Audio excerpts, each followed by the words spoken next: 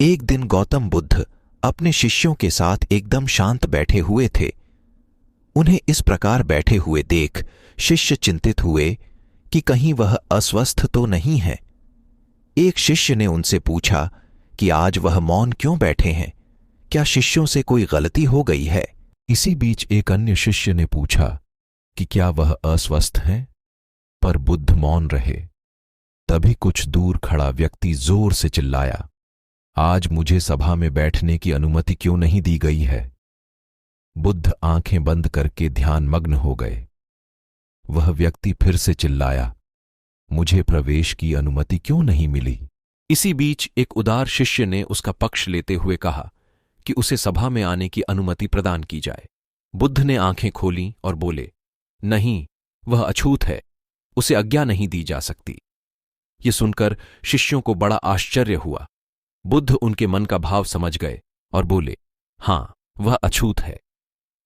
इस पर कई शिष्य बोले, हमारे आश्रम में जात पात का कोई भेद ही नहीं, फिर वह अछूत कैसे हो गया?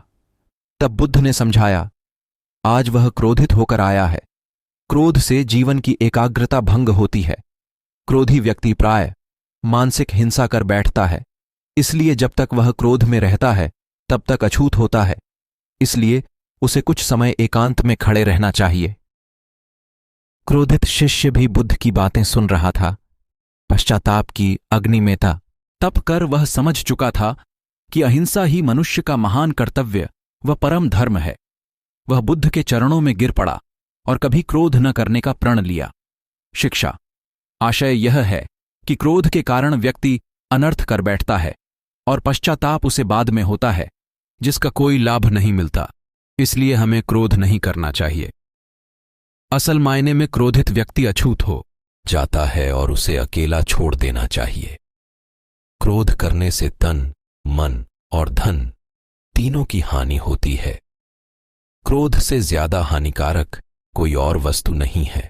अगर आपको इस वीडियो के माध्यम से कुछ सीख मिली हो तो इसी तरह की वीडियो देखने के लिए हमारे चैनल को सब्सक्राइब करें और लाइक, कमेंट और शेयर